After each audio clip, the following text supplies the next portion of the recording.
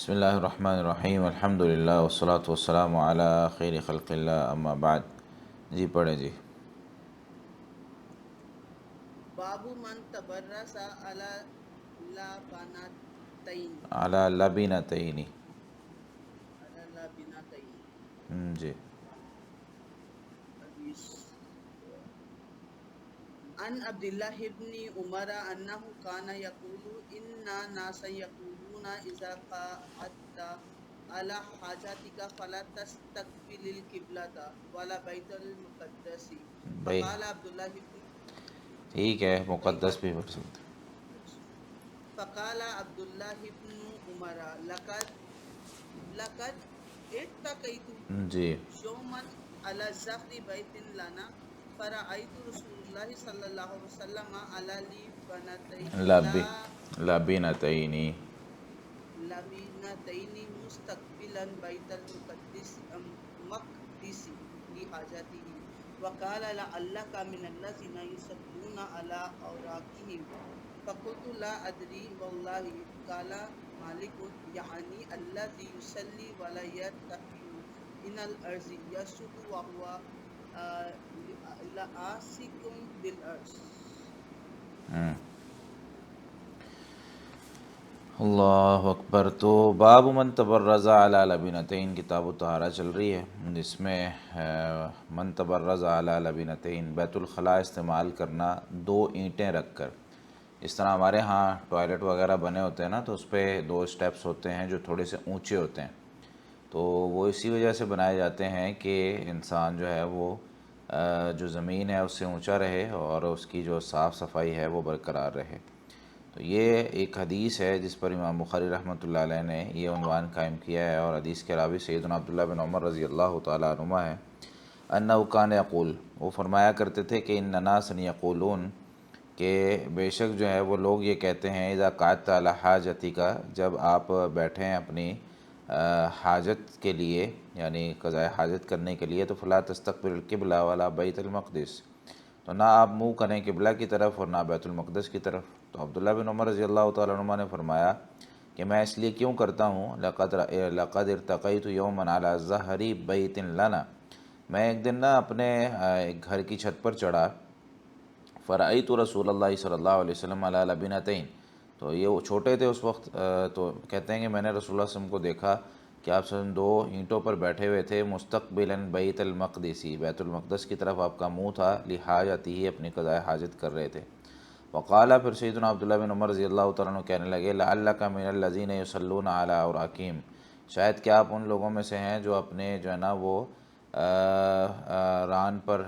نماز پڑھتے ہیں، یعنی وہ جو ہے نا وہ اس پر وزن ڈال کر نماز پڑھتے ہیں، زمین کے ساتھ چپک جاتے ہیں۔ فقلت لا ادری واللہ، تو کہنے لگے نہیں مجھے تو نہیں پتہ میں کہ یہ فرقہ یا کون لوگ ہیں اس طرح کے۔ قال مالک، مالک رحمہ اللہ جو ہیں وہ یہ جو راوی ہیں حدیث کے، یہ اس کی تشریح کرتے ہیں، یعنی الذی یصلی، یعنی یہ جو الفاظ استعمال ہوئے نا اس کی تشریح کرتے ہوئے کہ یہ وہ آدمی تھا یصلی جو نماز پڑھتا تھا، ولا یرتفع عن الارض، اور زمین سے اٹھتا نہیں تھا، یعنی اس طرح ہاتھ رکھے ہیں اور گھٹنے رکھے ہیں اور پاؤں رکھے ہیں، باقی جسم تو اٹھا کے رکھنا ہے نا، لیکن یہ اٹھاتا نہیں تھا اپنے جسم کو، یسجد، سجدہ کرتا تھا، وہو لاصق بالارض، اس حال میں کہ زمین کے ساتھ چپکا ہوا ہوتا تھا۔ تو ایسے نماز پڑھنا جو ہے وہ درست نہیں ہے۔ تو انہوں نے ان کو جو ہے کہا کہ شاید تمہیں جو ہے نا وہ تم اس طرح نماز پڑھتے ہو، تو اس نے کہا نہیں میں اس طرح نماز نہیں پڑھتا۔ تو بہرحال اس حدیث سے جو امام بخاری رحمۃ اللہ علیہ نے استدلال کیا وہ یہ ہے کہ علی لبنتین، دو اینٹوں پر بیٹھ کر قضاء حاجت کرنا۔ تو یہ جو وہ طریقہ پوچھ رہے تھے کل کی کلاس میں کہ کیا طریقہ ہے، تو اس میں جو طریقہ حدیثوں میں آ رہا ہے اس کو نوٹ کرتے جائیں اور وہ طریقہ جو ہے وہ اپنا لیں۔ تو یہ ایک سادہ سا طریقہ جو ہمارے ہاں استعمال بھی ہو رہا ہے کہ دو اینٹوں پر جو ہے نا وہ آپ صلی اللہ علیہ وسلم بیٹھتے تھے اور پھر قضاء حاجت کرتے تھے۔ تو اس میں مستقبلاً بیت المقدس بھی آ گیا، یہ آگے بھی وضاحت آ رہی ہے انشاءاللہ، وہاں پہ میں بات کرتا ہوں۔ جی اگلی حدیث پڑھیں نائلہ۔ باب خروج النساء الى البراز جی عن عائشة رضی اللہ تعالی عنہ ان ازواج النبی صلی اللہ علیہ وسلم كنا يخرجن بالليل اذا تبرزن الى المناسك وهي صعيد افيع فكان عمرو يقول للنبي وکان صلى عمر الله عليه وكان عمر يقول للنبي صلى الله عليه وسلم احجب نساءك فلم يكن رسول الله صلى الله عليه وسلم يفعل فخرجت فخرجت فخرجت سودة بنت زمعة زوج النبي صلى الله عليه وسلم ليلة من الليالي عشاء وكانت امرأة طويلة وکانت فنادى امرأتن طویلتن، کانا کی خبر منصوب ہوتی ہے جی. فنادها عمر ألا قد عرفناك يا سودة حرصا على أن ينزل الحجاب اجابو فأنزل الله الحجاب أن ينزل الحجاب فأنزل الله الحجاب آیت الحجاب. بس ٹھیک عن عائشة عن باب النبي بس ٹھیک ہے. باب خروج النساء الی البراز، خواتین کا بیت الخلاء استعمال کرنے کے لیے گھروں سے نکلنا. عام طور پہ اس دور میں گھروں میں بیت الخلاء نہیں ہوتے تھے، تو خواتین جو ہے نا انہوں نے ایک وقت رکھا ہوتا تھا خاص کہ اندھیرے میں وہ جو ہے نا باہر نکلتی تھیں، یا اگر ضرورت ان کو ہوتی کسی اور ٹائم میں بھی تو پردے میں وہ باہر نکلتی اور اپنی ضرورت کو حاجت کو پورا کر کے کسی پردے والی جگہ پہ جو باہر ٹوائلٹ بنے ہوتے تھے مختلف جگہوں پہ، تو وہ جو ہے نا اس کو پورا کرتی اپنی حاجت کو اور پھر جو ہے نا وہ گھر آ جاتی. تو اسی پر امام بخاری رحمۃ اللہ علیہ نے یہ عنوان قائم کیا ہے کہ بنیادی ضرورتوں کے لیے اور خواتین کو گھروں سے نکلنا یہ جائز ہے، اس میں ان کو روکا نہیں جائے گا. تو یہاں امی جان سیدہ عائشہ صدیقہ رضی اللہ تعالیٰ عنہ سے روایت ہے کہ ان ازواج النبی صلی اللہ علیہ وسلم، بے شک نبی کریم صلی اللہ علیہ وسلم کے ازواج کننا یخرجنا وہ نکلا کرتی تھی باللیل رات کے وقت، اذا تبرزنا جب انہوں نے قضاء حاجت کرنی ہوتی، الی المناصع جو ہے نا وہ کھلی جگہوں پر، وہو سعید افیح، مناصع کی ڈیفینیشن جو ہے وہ کرتے ہوئے فرما رہے ہیں وہ سعید افیح، اور وہ کھلا میدان ہوتا ہے، واسع زمین ہوتی ہے. فقان عمر یقول للنبی صلی اللہ علیہ وسلم، اور نبی صلی اللہ علیہ وسلم کو سیدنا عمر رضی اللہ تعالیٰ عنہ کہا کرتے تھے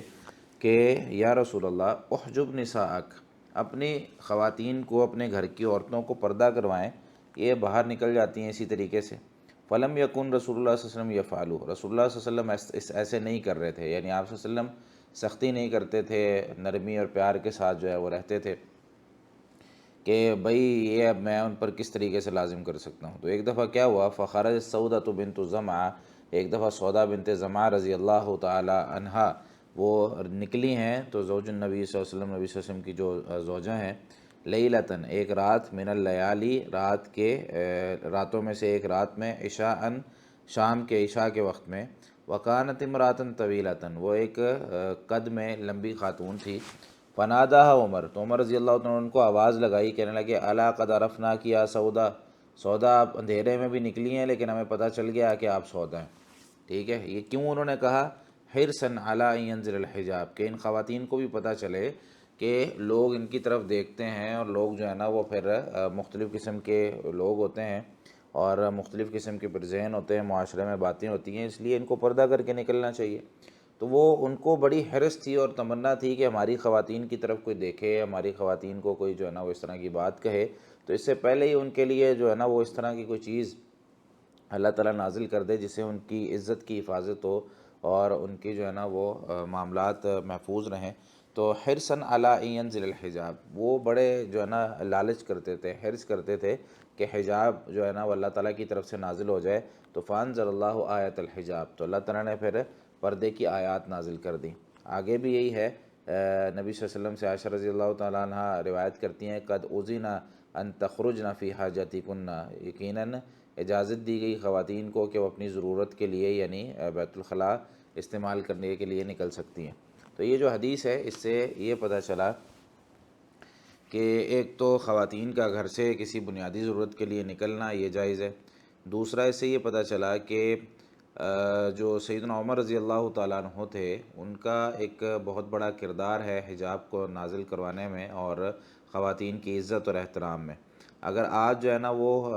خواتین یہ باتیں کریں جی جو ہے نا اسلام خواتین کو عزت نہیں دیتا، احترام نہیں دیتا، تو ان کو یہ حدیثیں سنانے کی ضرورت ہے کہ بھائی خواتین کی عزت اور احترام کے لیے ہی صحابہ کرام پریشان ہوتے تھے اور نبی صلی اللہ علیہ وسلم سے ریکویسٹ کرتے تھے، اور اللہ تعالیٰ نے پھر آیات اس طرح کی نازل کی۔ تو یہ سیدنا عمر رضی اللہ تعالیٰ کی فضیلت پہ بھی دلالت کرتی ہے یہ حدیث کہ سیدنا عمر رضی اللہ تعالیٰ عنہ کیسے اللہ تعالیٰ کے نیک بندے تھے کہ زمین پہ بیٹھ کے وہ ایک خواہش ظاہر کر رہے ہیں اور اللہ تعالیٰ ان کی خواہش کے مطابق آسمان سے آیات نازل کر رہے ہیں۔ تو یہ سیدنا عمر رضی اللہ تعالیٰ عنہ کی فضیلت ہے کہ اور یہ اسی وجہ سے نبی صلی اللہ علیہ وسلم نے ارشاد فرمایا کہ سیدنا عمر ایسے سوچتے ہیں جیسے انبیاء سوچتے ہیں، ٹھیک ہے، یعنی آپ صلی اللہ علیہ وسلم نے یہ فرمایا نا کہ اگر میرے بعد کوئی نبی ہوتے تو عمر ہوتے، تو وہ اسی وجہ سے تھا کہ عمر رضی اللہ عنہ کی سوچ انبیاء کی سوچ سے ملتی تھی، جو معاشرے کے اندر برائیاں اور چیزیں وہ دیکھتے تھے اس کو ختم کرنے کی کوشش میں لگے رہتے تھے۔ جی نائلہ پڑھیں۔ باب التبرز فی البیوت۔ جی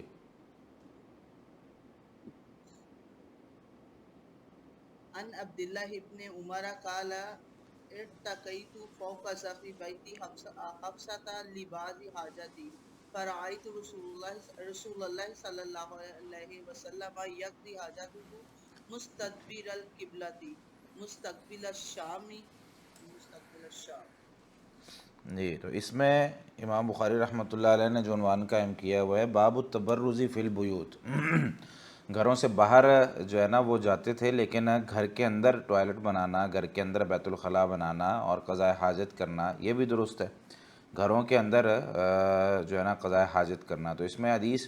یہی جو حدیث پیچھے ابھی سیدنا عبداللہ بن عمر رضی اللہ تعالیٰ عنہ کی گزری ہے اسی کے اوپر انہوں نے عنوان قائم کیا ہے۔ اس میں تھوڑی وضاحت بھی موجود ہے۔ فرماتے ہیں ارتقیت فوق ظہر بیت حفصہ، وہ جو اپنے گھر کی چھت پہ چڑھے تھے تو وہ گھر کس کا تھا؟ حفصہ رضی اللہ تعالیٰ عنہا کا تھا،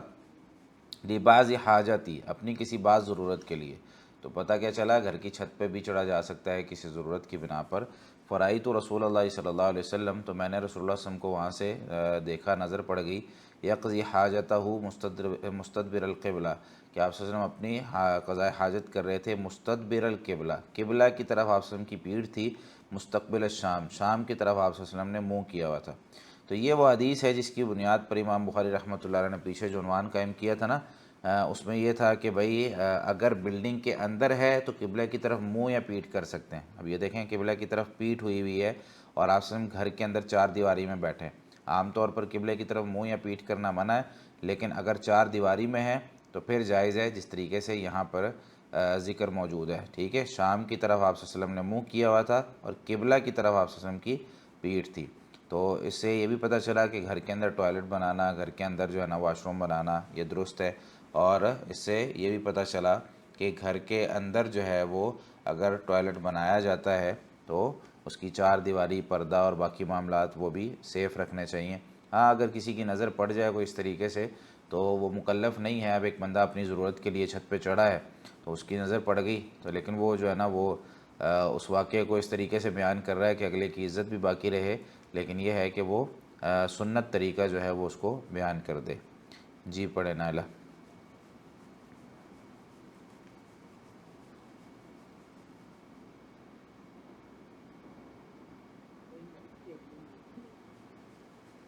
أخبرت أن عبد الله بن عمر أخبره قال لقد ذهبت ذات يوم على ظهر بيتنا فرأيت رسول الله صلى الله عليه وسلم قائدا على لبنتين مستقبل بیت المقدس۔ جی، تو یہ وہی حدیث ہے، مختلف الفاظ کے ساتھ ہے، اس لیے امام بخاری رحمۃ اللہ علیہ اس کو دوبارہ لے آئے۔ عبداللہ بن عمر فرماتے ہیں لقد ظہرت ذات یوم،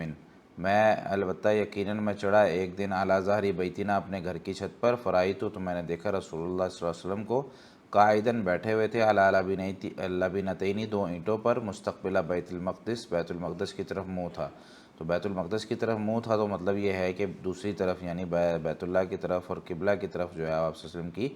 پیٹھ تھی۔ باب الاستنجاء بالماء، پانی کے ساتھ استنجا کرنا۔ اس میں سیدنا انس بن مالک رضی اللہ تعالیٰ عنہ سے روایت ہے، یقول فرماتے ہیں کان نبی صلی اللہ علیہ وسلم، نبی کریم صلی اللہ علیہ وسلم اذا خرج لحاجتہ،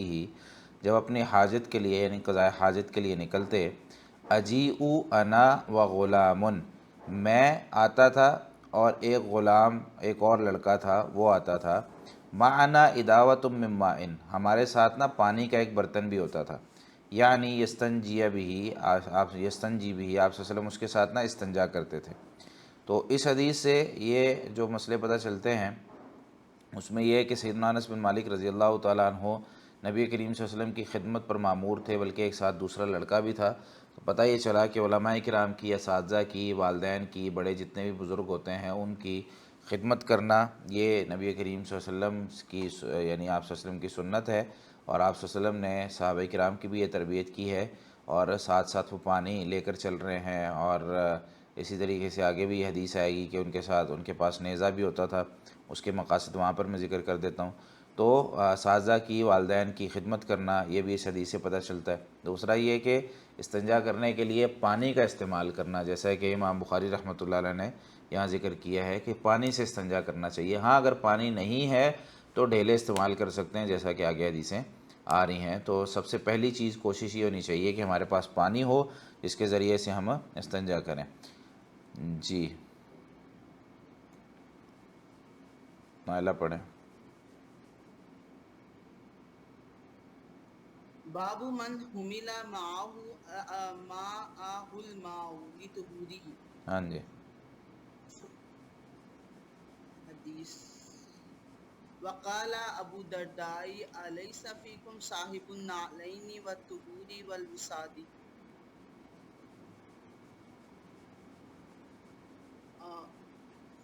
ان ابی معاذ ہوا عطاء بن ابی میمونۃ قال سمعت انسا یقول کان رسول اللہ صلی اللہ علیہ وآلہ وسلم اذا خرج لحاجته تبعته انا وغلام منا معنا اداوۃ من ماء۔ باب من حمل معه الماء لطهوره، ایک شخص ہے جو اپنی قضاء حاجت کے لیے جا رہا ہے اور اس کے ساتھ پانی کو اٹھا کر اس کی طہارت اور اس کے وضو کے لیے کوئی دوسرا شخص لے کر جا رہا ہے، کیا یہ جائز ہے؟ وہی پچھلی حدیث یہاں پر جو ہے وہ ذکر کی ہے، اور سیدنا عبداللہ بن مسعود رضی اللہ تعالیٰ عنہ کی یہاں پر ایک صفت ذکر کی ہے۔ ابو الدرداء رضی اللہ تعالیٰ عنہ فرماتے ہیں علیس فیکم صاحب النعلین، کیا تم میں وہ صحابی نہیں ہے جن کو یہ لقب دیا گیا صاحب النعلین والطہور والوساد، کہ وہ جوتے اٹھاتے تھے نبی صلی اللہ علیہ وسلم کے، والطہور اور پانی لے کر جاتے تھے نبی صلی اللہ علیہ وسلم کی خدمت کے لیے، والوساد اور تکیہ وغیرہ جو ہے وہ آپ صلی اللہ علیہ وسلم کے لیے لے کر جاتے تھے۔ تو یہ چیزیں جو ہے یعنی آپ صلی اللہ علیہ وسلم کی خدمت پر مامور تھے سیدنا عبداللہ بن مسعود رضی اللہ تعالیٰ عنہ، تو جب یہ کسی جگہ بات ہوئی تو انہوں نے یہ بات ذکر کی، ٹھیک ہے۔ تو یہاں پہ جو ہے وہ علقمہ بن قیس کو سیدنا ابو الدرداء رضی اللہ تعالیٰ عنہ کہہ رہے تھے۔ آگے حدیث وہی لے کر آئے ہیں جو پیچھے ابھی گزری ہے، اس میں الفاظ مختلف ہیں کہ نبی صلی اللہ علیہ وسلم کان رسول اللہ صلی اللہ علیہ وسلم اذا خرج لحاجتہ، جب نبی کریم صلی اللہ علیہ وسلم اپنی حاجت کے لیے، اپنی ضرورت کے لیے نکلتے، تبعتہ انا وغلام منا، میں آپ صلی اللہ علیہ وسلم کے پیچھے جاتا اور ہم میں سے ہی ایک لڑکا تھا، معنا اداوۃ من ماء، ہمارے پاس پانی کا ایک برتن ہوتا تھا، ٹھیک ہے۔ تو یہ حدیث ابھی گزر چکی ہے۔ جی نازیہ پڑھیں۔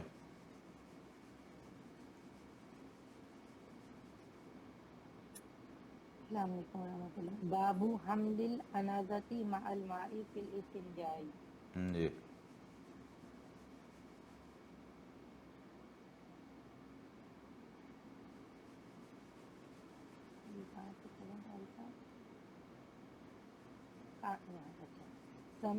سمع انس بن مالک یقول کان رسول اللہ صلی اللہ علیہ وآلہ وسلم يدخل الخلاء فاحمل انا وغلام اداوة من ماء واناذة يستنجي بالماء۔ آگے بھی کرنا بس ٹھیک ہے۔ باب حمل العنزۃ مع الماء فی الاستنجاء، نیزہ اٹھا کر لے کر جانا پانی کے ساتھ استنجا کرنے کے لیے، ٹھیک ہے۔ نیزہ کیوں اٹھا کر لے کر جاتے تھے؟ وہ وہاں سے جو ہے نا زمین کو نرم کرتے تھے، کیونکہ اگر سخت زمین ہے جب اس پہ پانی کے قطرے گرتے ہیں نا تو وہ اڑتے ہیں، اور جب جو ہے نا زمین کو کسی نوکیلی چیز کے ساتھ نرم کر لیا جاتا ہے، جس طرح ہم گوڈی نہیں کرتے پانی لگانے کے لیے، پودوں میں گوڈی کرتے ہیں، تو اس طریقے سے نا زمین کو تھوڑا سا اکھیڑ لیا جائے تو وہ پھر نرم ہو جاتی ہے، اور پھر اس میں جو ہے نا وہ چیز ایک جذب بھی ہو جاتی ہے، پانی بھی جذب ہو جاتا ہے، اور دوسرا جو ہے نا وہ اس میں پھر چھینٹے نہیں پڑتے۔ تو اس میں سیدنا انس بن مالک رضی اللہ تعالیٰ عنہ سے عطا بن ابی میمونہ فرماتے ہیں کہ میں نے ان کو سنا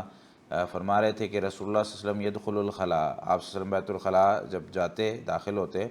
فاحمل انا وغلام، میں اور ایک اور لڑکا ہوتا تھا،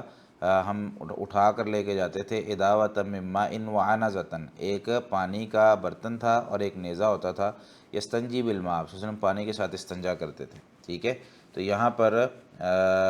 یہ پوری ایک سند بیان کر کے آنازہ کی تفصیل کرتے ہوئے کہ آنازتاً کیا تھا، کہتے ہیں آسن علیہ زجن، یہ ایک ڈنڈا ہوتا ہے جس پر ایک لوہے کا پھالا لگا ہوا ہوتا ہے، ٹھیک ہے، جس سے جو ہے نا وہ کوئی چیز کھودی جاتی ہے، یعنی اوپر جو ہے نا وہ تو کون سا ایک لوہے کا پھالا ہوتا ہے، اس کو جو ہے نا وہ آنازہ کہتے ہیں عربی کے اندر، ٹھیک ہے۔ تو یہ اس کی تشریح بھی انہوں نے خود ہی کر دی۔ تو اس سے یہ پتہ چلا کہ ضرورت کی جتنی چیزیں ہیں اپنے ساتھ بندہ رکھ سکتا ہے، کہیں بھی بندہ باہر جاتا ہے، وہ چاہے نیزہ ہو، چاہے پانی ہو، چاہے اس کے علاوہ بھی کوئی اگر ضرورت پڑتی ہے کوئی چیز بندے کو، تو بندہ جو ہے نا وہ اپنے ساتھ رکھ سکتا ہے۔ جی ذرا پڑھیں۔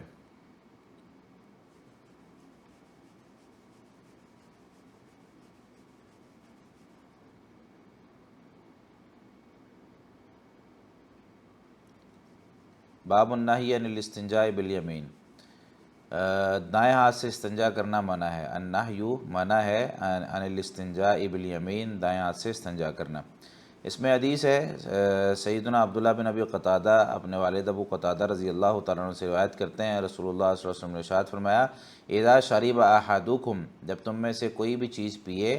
فلا یتنفس فی الاناء، تو برتن میں سانس نہ لے، برتن میں سانس نہ لے، وَإِذَا أَتَى الْخَلَاءَ، اور جب بیت الخلاء آئے، فَلَا يَمَسَّ ذَكَرَهُ بِيَمِينِهِ، تو اپنی شرمگاہ کو اپنے دائیں ہاتھ سے نہ چھوئے، وَلَا يَتَمَسَّحْ بِيَمِينِهِ، اور نہ استنجا کرے اپنے دائیں ہاتھ کے ساتھ۔ تو اس حدیث سے جو مسئلے پتہ چلتے ہیں، سب سے پہلے تو یہ ہے کہ جب بھی تم میں سے کوئی برتن میں پیے تو اس میں سانس نہ لے۔ اصل میں نا جو ہمارا سانس ہوتا ہے نا، اس میں کئی قسم کے جراثیم ہوتے ہیں، جو ہم سانس جب باہر کی طرف چھوڑتے ہیں نا تو وہ مر جاتے ہیں فوری طور پہ، کئی ہزاروں کی تعداد میں وہ ہوتے ہیں، تو فوری طور پہ وہ مر جاتے ہیں۔ جب ہم برتن میں سانس لیتے ہیں یا پھونک مارتے ہیں، مثال کے طور پر چائے ٹھنڈی کرنے کے لیے یا کوئی اور گرم چیز ہے اس کو ٹھنڈا کرنے کے لیے، کہ بیٹا اس پہ پھونک مارو اور اس کو ٹھنڈا کرو، اور ٹھنڈا کر کے جو ہے نا وہ آپ اس کو استعمال کر لو۔ تو جب ہم کسی کھانے کی چیز میں پھونک مارتے ہیں نا، تو اس وقت وہ ہمارے منہ میں جو جراثیم ہوتے ہیں جو نکلتے ساتھ ہی مر جاتے ہیں، وہ کھانے کی چیز میں چلے جاتے ہیں۔ تو اس کے بعد جب اس کو دوبارہ استعمال کیا جاتا ہے، دوبارہ جب ہم اس سے گھونٹ بھرتے ہیں، تو وہی جراثیم ہمارے پیٹ میں جا رہے ہوتے ہیں، جو بیماریوں کا سبب بھی بنتے ہیں، اور بندہ جو ہے نا وہ اس سے بیمار بھی ہوتا ہے۔ اور نبی کریم صلی اللہ علیہ وسلم نے اسی لیے ان چیزوں سے منع کر دیا ہے، اور آج سائنس اس چیز کی تحقیق کر کے یہ چیز ثابت بھی کر رہی ہے کہ نبی کریم صلی اللہ علیہ وسلم نے جو فرمایا تھا وہ سچ ہے۔ تو اس لیے کسی بھی کھانے کی چیز میں پھونک نہیں مارنی چاہیے اور نہ سانس لینا چاہیے۔ وَإِذَا أَتَى الْخَلَاءَ، جب نبی صلی اللہ علیہ وسلم بیت الخلاء آتے، تو بیت الخلاء استعمال کرنے کا ایک تو پیچھے جو ہے نا وہ ایک طریقہ ذکر ہو گیا کہ بھئی 2 اینٹوں پر آپ صلی اللہ علیہ وسلم بیٹھتے تھے، ٹھیک ہے۔ یہ ساری چیزیں جمع کریں نا تو بیت الخلاء میں بیٹھنے کے سارے آداب آپ ایک جگہ جمع بھی کر سکتے ہیں۔ تو فلا یمس ذکرہ بیمینہ، نبی صلی اللہ علیہ وسلم نے ارشاد فرمایا کہ اپنا ذکر جو ہے وہ کوئی بھی اپنے دائیں ہاتھ سے نہ چھوئے، یعنی اپنی شرمگاہ کو اپنی دائیں ہاتھ سے نہ چھوئے۔ تو استنجا کرتے ہوئے بائیں ہاتھ سے استنجا کرنا چاہیے، الٹے ہاتھ سے استنجا کرنا چاہیے، ولا یتمسح بیمینہ، اور استنجا بھی اپنے دائیں ہاتھ سے نہ کریں۔ یعنی کوئی بھی قضاء حاجت کرتے ہوئے، چاہے ہم جو ہے وہ استنجا کر رہے ہوں تب بھی، اور اس کے علاوہ جو ہے نا اگر ہم نے چھونا ہے اپنی شرمگاہ کو تب بھی جو ہے نا اس دونوں صورتوں میں دائیں ہاتھ کا استعمال نہیں کرنا۔ دیکھیں اسلام نے کتنی پاکیزگی اور طہارت کا اہتمام کیا ہے کہ جو کھانے پینے والے کام ہیں، جو صفائی والے کام ہیں، وہ سارے دائیں ہاتھ کے ساتھ کیے جاتے ہیں۔ صفائی والے کام سے مطلب یہ ہے کہ جو صاف ستھرے کام ہے، جس میں جو ہے نا وہ ہمارا جو ہے نا وہ کھانا پینا بھی شامل ہے، اور ہمارا لین دین بھی شامل ہے، سلام کرنا شامل ہے، کسی کے ساتھ بھی جو بھی معاملات ہیں وہ ہمارے دائیں ہاتھ کے ساتھ ہوتے ہیں۔ اور جو اس طرح کے کام ہیں جس میں جو ہے نا وہ کسی ایسی چیز کو ہاتھ لگایا جا رہا ہے جو نجس ہے یا جو ہے نا وہ صاف نہیں ہے، تو اس کو بائیں ہاتھ کو استعمال کرنے کے لیے وہاں پہ کہا گیا ہے تاکہ جو ہے نا وہ ہمارے دائیں اور بائیں ہاتھ میں، کئی لوگ یہ کہہ رہے ہوتے ہیں جی دونوں ہاتھ ہی ہمارے ہیں، دونوں ہاتھ ہی جو ہے نا وہ انسانوں کے، اللہ نے دوسرا ہاتھ کس لیے دیا ہے؟ تو اس لیے دیا ہے بھائی اللہ تعالیٰ نے دوسرا ہاتھ، ٹھیک ہے، دوسرے ہاتھ کو ہم نے اس طرح کے کاموں میں استعمال کرنا ہے، اور دائیں ہاتھ کو ہم نے جو ہے نا وہ اس طرح کے کاموں میں استعمال کرنا ہے، یعنی پاکیزہ اور اچھے کاموں کے لیے دایاں ہاتھ، اور جو قضاء حاجت وغیرہ کرنی ہے، شرمگاہ کو چھونا ہے یا کوئی اس طرح، تو اس کے لیے بایاں ہاتھ۔ جی نالا پڑھیں۔ باب لا یمسک ذکرہ بیمینہ اذا بال۔ جی عن عبداللہ ابن ابی قتادہ عن ابی عن النبی صلی اللہ علیہ وسلم قال اذا بال احدکم فلا یأخذن ذکرہ بیمینہ ولا یستنجی بیمینہ ولا یتنفس فی الاناء۔ جی، اس میں عنوان یہ ہے کہ لا یمسک ذکرہ بیمینہ اذا بال، نہ پکڑے اپنی شرمگاہ کو اپنے دائیں ہاتھ کے ساتھ جب پیشاب کر رہا ہو، تو پیشاب کرتے ہوئے بھی اپنا جو ہے نا وہ دایاں ہاتھ استعمال نہیں کرنا ہے۔ اس میں جو حدیث لے کر آیا ہے وہ سیدنا ابو قتادہ رضی اللہ تعالیٰ عنہ نبی کریم صلی اللہ علیہ وسلم سے روایت کرتے ہیں کہ انہوں نے فرمایا اذا بالا احدکم، جب پیشاب کرے تم میں سے کوئی ایک، فلا یأخذن، تو ہرگز نہ چھوئے، ہرگز نہ پکڑے، ٹھیک ہے، بانون تاکید ثقیلہ کے ساتھ، فلا یأخذن، تو ہرگز نہ پکڑے، ذکرہ، اپنی شرمگاہ کو، بیمینہ، اپنے دائیں ہاتھ کے ساتھ، ولا یستنجی بیمینہ، اور نہ استنجا کرے اپنے دائیں ہاتھ کے ساتھ، ولا یتنفس فی الاناء، اور برتن میں سانس نہ لے، برتن میں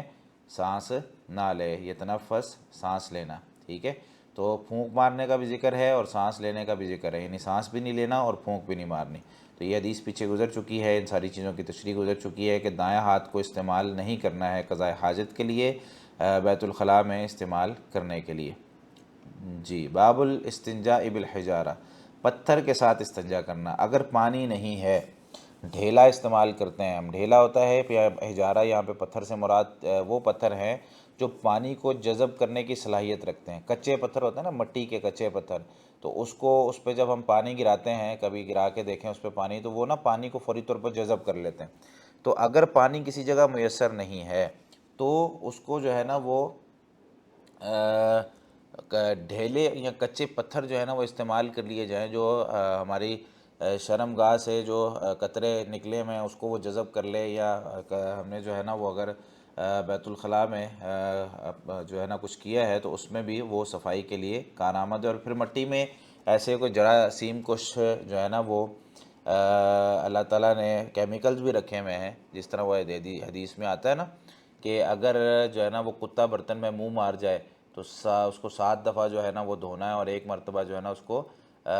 مٹی کے ساتھ صاف کرنا ہے۔ تو وہ اسی وجہ سے ہے کہ مٹی کے اندر اللہ تعالیٰ نے ایسے کیمیکلز رکھے ہوئے ہیں جو جراثیم کو بالکل مار دیتے ہیں۔ تو اس میں حدیث جو ہے سیدنا ابو ہریرہ رضی اللہ تعالیٰ عنہ سے فرماتے ہیں اتبعت النبی صلی اللہ علیہ وسلم وخرج لحاجتہ، میں نبی کریم صلی اللہ علیہ وسلم کے پیچھے گیا، پیروی کر رہا تھا ان کی، تو آپ صلی اللہ علیہ وسلم اپنی حاجت، قضاء حاجت کے لیے نکلے، فکان لا یلتفت، اور آپ صلی اللہ علیہ وسلم پیچھے نہیں دیکھتے تھے، فدنوت منہ، تو میں آپ صلی اللہ علیہ وسلم کے قریب ہوا، فقالا، تو آپ صلی اللہ علیہ وسلم نے مجھے فرمایا ابغنی احجارا استنفذ بہا او نحوہ، میرے لیے جو ہے وہ کچھ پتھر ڈھونڈ کے لاؤ، میں ان سے جو ہے نا استنجا کروں، ٹھیک ہے۔ آپ صلی اللہ علیہ وسلم نے یہ بات ان کو کہی کہ بھائی جاؤ کچھ پتھر لے آؤ، تو میں جو ہے نا وہ پانی آج نہیں میرے پاس، تو میں استنجا کرنا چاہتا ہوں۔ تو ولا تأتینی بعظم، آپ صلی اللہ علیہ وسلم نے فرمایا میرے پاس جو ہے نا وہ ہڈی نہیں لے کے آنی کوئی، یعنی کوئی اس طرح کی چیز ہے کہ ہم یہ سمجھیں کہ یار یہ بھی جو ہے نا صفائی اس کے ساتھ ممکن ہے، تو ہڈی نہیں لے کے آنی، ولا روث، نہ کوئی گوبر کا ٹکڑا لے کر آنا ہے، ٹھیک ہے، جس طرح مثال کے طور پر ہمارے ہاں آج بھی وہ بھینسوں کے گوبر کو جو ہے نا وہ اسٹور کیا جاتا ہے جلانے کے لیے یا زمینوں میں ڈالنے کے لیے، تو وہ سوکھ کر جو ہے نا وہ ایک اس طرح کی چیز بن جاتا ہے جس کو ہم رگڑ سکتے ہیں کسی جگہ پہ۔ تو کہتے ہیں کہ آپ صلی اللہ علیہ وسلم نے مجھے کہا کہ ہڈی اور گوبر وغیرہ نہیں لے کے آنا، تو کہنے لگے فَأَتَيْتُهُ بِأَحْجَارٍ بِطَرَفِ ثِيَابِي، میں اپنے کپڑے میں ڈال کے نا کچھ پتھر لے آیا، فَوَضَعْتُهَا إِلَى جَنبِهِ، تو میں نے آپ صلی اللہ علیہ وسلم کے اس کو ایک طرف رکھ دیا، وَعَرَضْتُ عَنْهُ، اور میں آپ صلی اللہ علیہ وسلم کی طرف دیکھ نہیں رہا تھا، میں پیچھے دوسری طرف جو ہے نا وہ دیکھتا ہوا چلا گیا۔ فلما قضا، جب آپ صلی اللہ علیہ وسلم اپنی قضائے حاجت سے فارغ ہوئے، اتبعہ بہن، تو آپ صلی اللہ علیہ وسلم نے ان پتھروں کو جو ہے نا استعمال کیا اور ان کے ساتھ استنجا کیا۔ تو اس حدیث سے پتہ چلا کہ استنجا جو ہے وہ اگر ہمارے پاس پانی نہ ہو تو ہم پتھروں سے بھی کر سکتے ہیں۔ جی حضرات آپ کی آواز نہیں آ رہی تھی، ٹھیک ہے، اس وجہ سے میں نے خود ہی پڑھ دیا وہ۔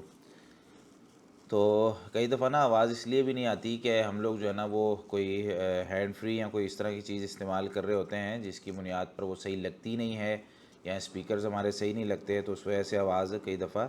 نہیں آتی ہے، یا کئی دفعہ سگنل کا بھی ایشو ہوتا ہے۔ اگر تو ہماری آواز صحیح آ رہی ہے تو مطلب سگنل ٹھیک ہے،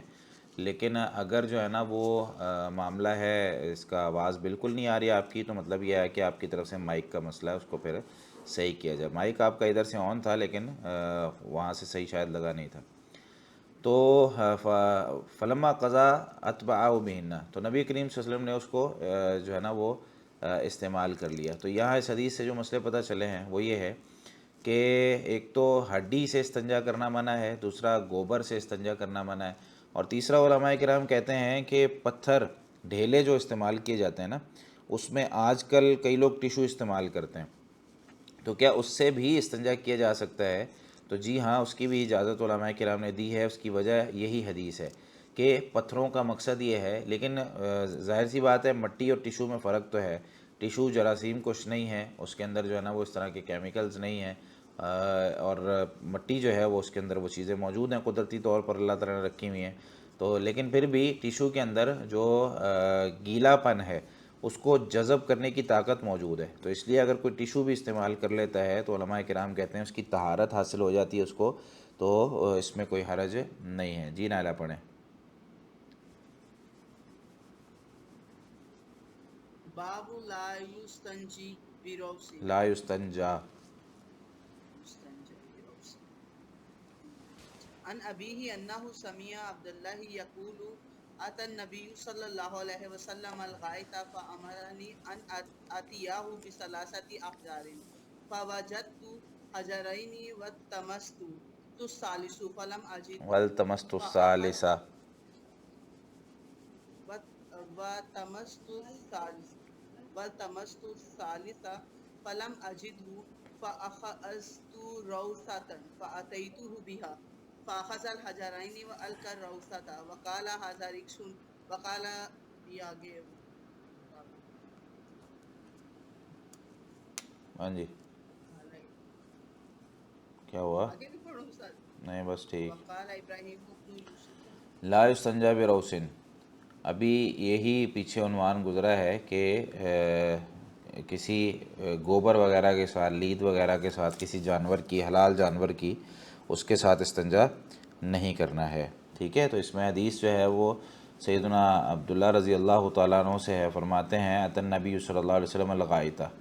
نبی کریم صلی اللہ علیہ وسلم قضاء حاجت کے لیے آئے۔ تو یہ سیدنا عبداللہ بن مسعود ہی ہیں، پیچھے حدیث گزری ہے نا کہ نبی صلی اللہ علیہ وسلم کے لیے یہ وضو کا پانی وغیرہ رکھتے تھے اور خدمت کرتے تھے،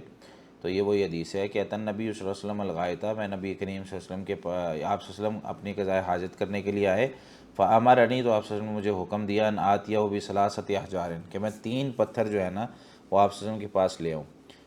یعنی ڈھیلے لے آؤں۔ فوجدت حجرین، مجھے 2 پتھر جو ہے نا مل گئے، والتمست الثالثہ فلم اجدہ، میں نے تیسرا تلاش کیا، مجھے ملا نہیں، فاخذت روثة، تو میں ایک یہ جو ہے نا لید اور یا گوبر کا ٹکڑا لے آیا، فاتیتہ بہا، مجھے وہ ملا تو میں نے آپ صلی اللہ علیہ وسلم کے پاس وہ لے آیا، فاخذ الحجرین، تو آپ صلی اللہ علیہ وسلم نے 2 پتھر لے لیے، والقى الروثة، اور آپ صلی اللہ علیہ وسلم نے اس لید کو پھینک دیا یا اس گوبر کے ٹکڑے کو پھینک دیا، اور فرمایا ھذا رکس، یہ جو ہے نجس ہے، اس کو استعمال نہیں کرنا ہے، ٹھیک ہے۔ دوسری حدیث کے اندر موجود ہے، آگے بھی آئے گا کہ آپ صلی اللہ علیہ وسلم نے فرمایا تیسرا پتھر لے کر آؤ، تو 3 پتھروں سے کم سے استنجا نہیں کرنا، ٹھیک ہے۔ اگر ڈھیلے استعمال کرنے ہیں تو کم از کم 3 استعمال کرنے ہیں، 2 آپ صلی اللہ علیہ وسلم نے یہاں پر استعمال کیے، اور ساتھ آگے اگلی حدیث میں کہا بھی ہے کہ جاؤ تیسرا تلاش کر کے لے کے آؤ، تو پھر کہتے ہیں میں تیسرا لے کر آیا۔ تو اس حدیث سے کیا پتہ چلا کہ اگر جو ہے نا پانی نہیں ہے تو ڈھیلے استعمال کیے جا سکتے ہیں، اور ڈھیلے استعمال کرتے ہوئے اس بات کا خیال رکھا جائے کہ کوئی نجس چیز کے ساتھ استنجا نہیں کرنا، بلکہ جو ہے نا وہ 3 پتھر، 3 ڈھیلے جو ہیں وہ کم از کم استعمال کرنے ہیں۔ باب الوضوء مرتن مرتن، وضو کے حوالے سے اب حدیثیں جو ہے نا وہ شروع ہو رہی ہیں کہ وضو کرتے ہوئے اپنے اعضاء کو کتنی کتنی مرتبہ. جی نازیہ پڑھیں.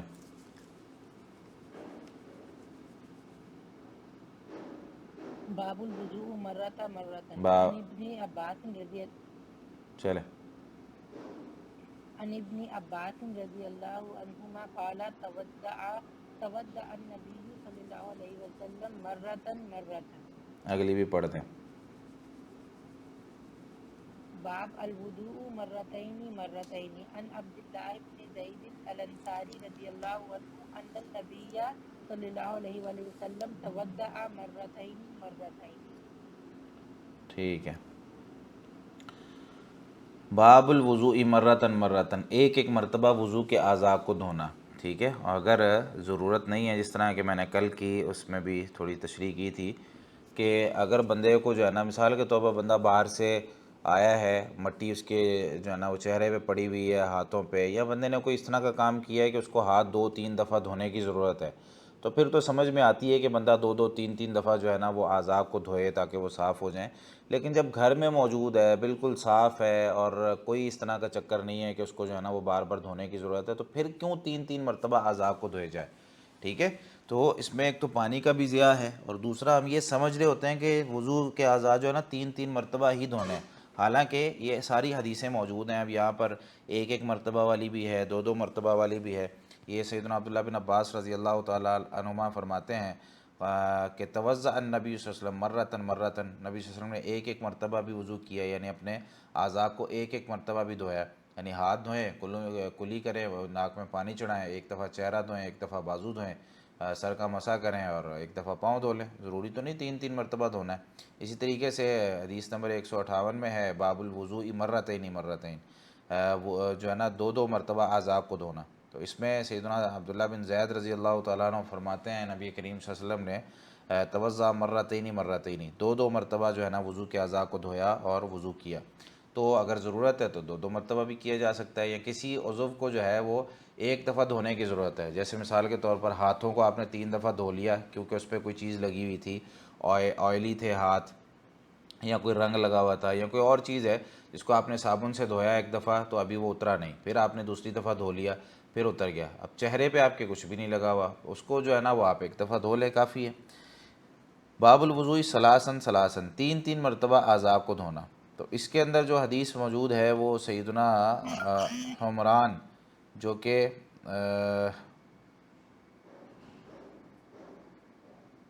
سیدنا عثمان رضی اللہ تعالیٰ عنہ کے آزاد کردہ غلام ہیں، انہوں نے کہا کہ انہ رأى عثمان بن عفان، انہوں نے سیدنا عثمان بن عفان رضی اللہ تعالیٰ عنہ کو دیکھا، دعا بإناء،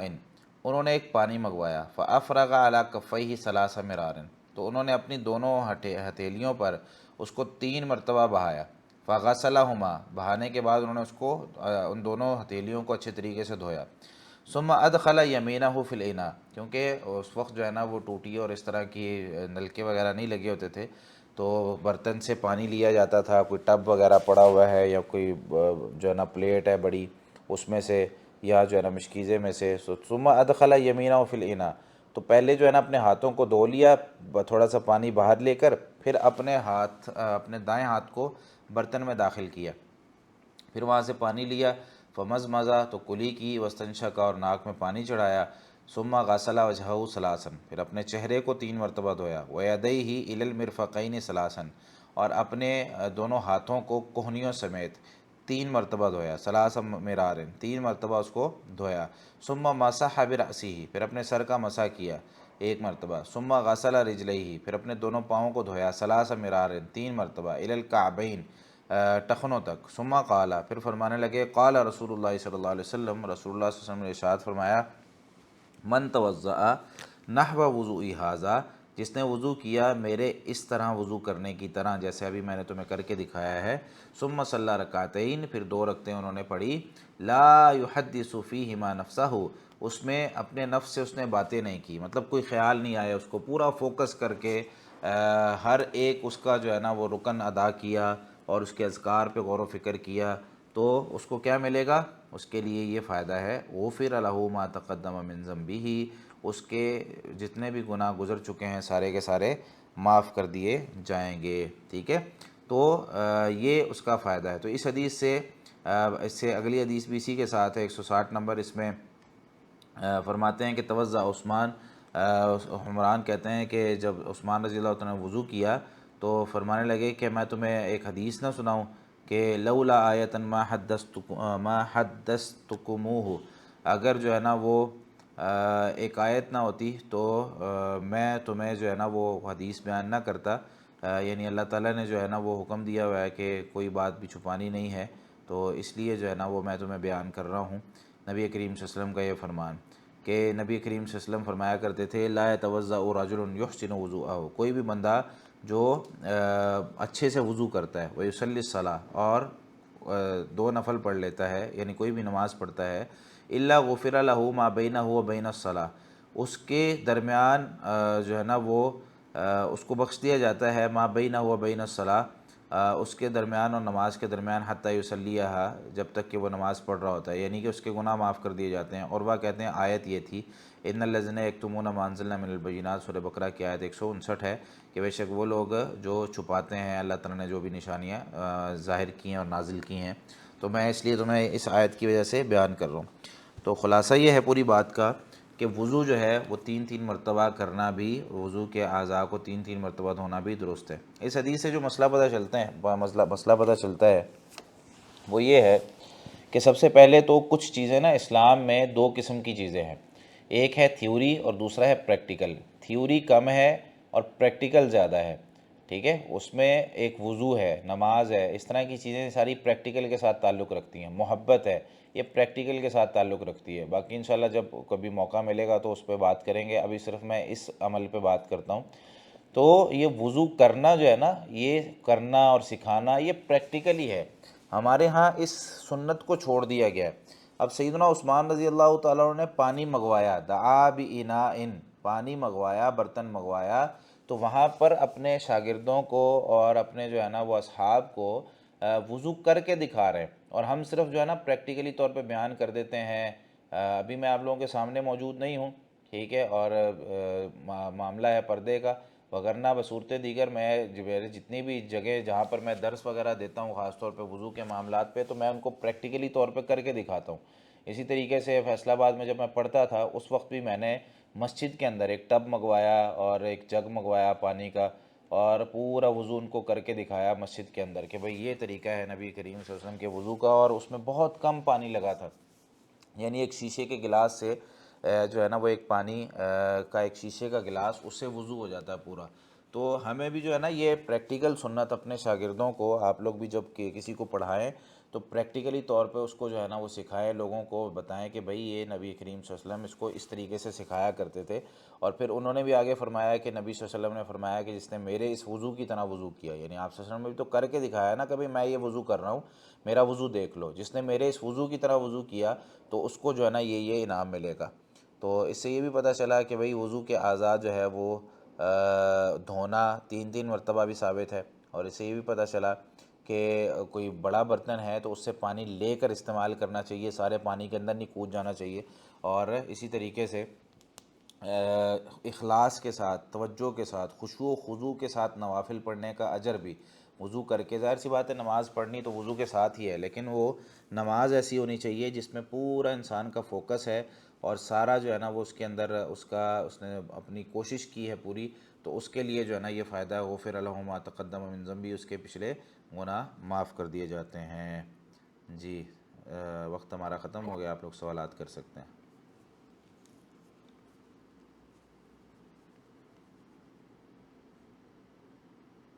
Recording stopped. السلام علیکم وعلیکم السلام۔ استاد صاحب، میں نے پوچھنا تھا فجر کی جو نماز ہے وہ جماعت کے بعد پڑھتے ہیں عورتیں جیسے فجر کی نماز جماعت کے بعد پڑھتے ہیں، کیا مطلب؟ تو کہتے ہیں اگر جماعت ہو جائے تو پھر پڑھنی چاہیے فجر کی نماز نہیں نا۔ ٹائم ہو گیا ہے تو خواتین پڑھ سکتی ہیں، اذان جب ہو گئی ہے یا اذان کا ٹائم ہو گیا ہے، ٹھیک ہے، تو خواتین پڑھ سکتی ہیں، ان کے لیے جماعت کے ساتھ پڑھنا ضروری تو نہیں ہے۔ اچھا جی میں نے یہ پوچھنا تھا، اس نے بتایا تھا نہیں پڑھ سکتے نا پہلے. نہیں، اس کا کوئی تعلق ہی نہیں ہے اس کے ساتھ، خواتین کا جماعت کے ساتھ تعلق ہی نہیں ہے. ٹھیک ہے. اللہ. اور اسلام. استاد جی ہم نے ایک حدیث پڑھی تھی پگڑی پہ مسح کرنے کی، جی جی تو کیا عورتیں دوپٹے کے اوپر مسح کر سکتی؟ جی کر سکتی ہیں.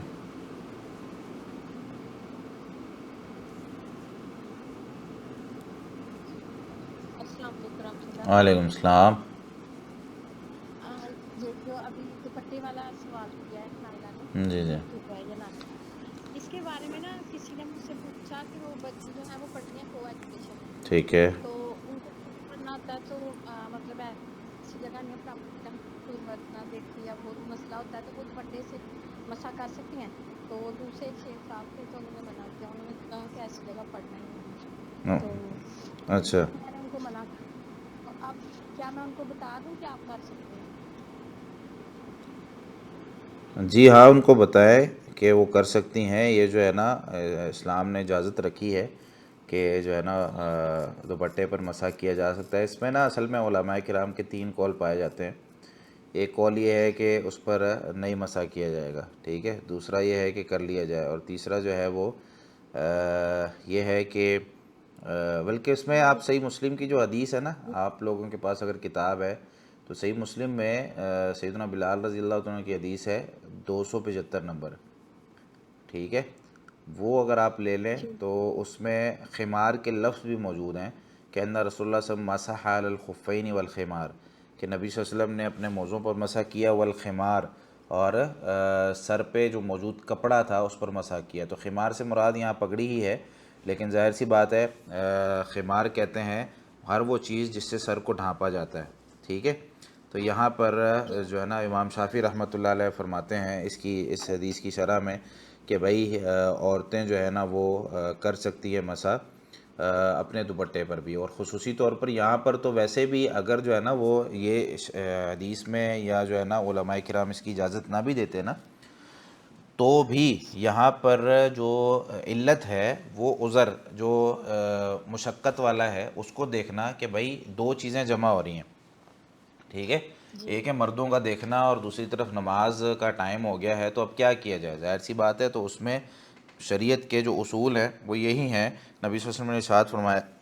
اذا امرتکم بامر فاتوا منه ما استطعتم، جب میں تمہیں کسی کام کا حکم دوں تو جتنی تمہاری استطاعت ہو اتنا کر لیا کرو. ہم خواتین کی اگر استطاعت وہاں پر اتنی ہی ہے تو اس کے ظاہر سی بات ہے اس کے بعد جو ہے نا وہ اپنا کر سکتی ہیں،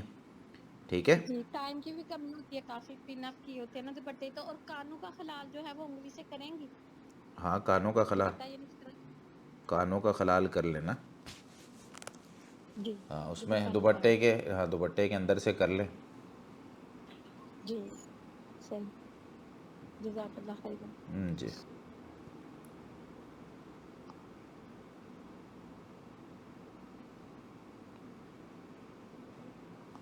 جی اور کوئی سوال؟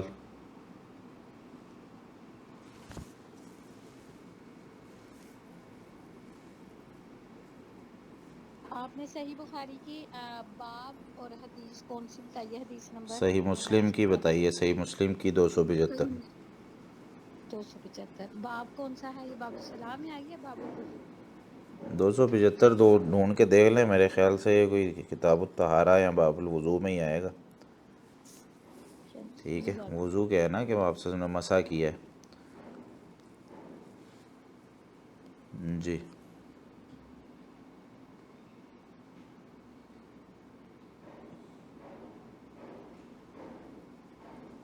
اور کوئی سوال بھائی؟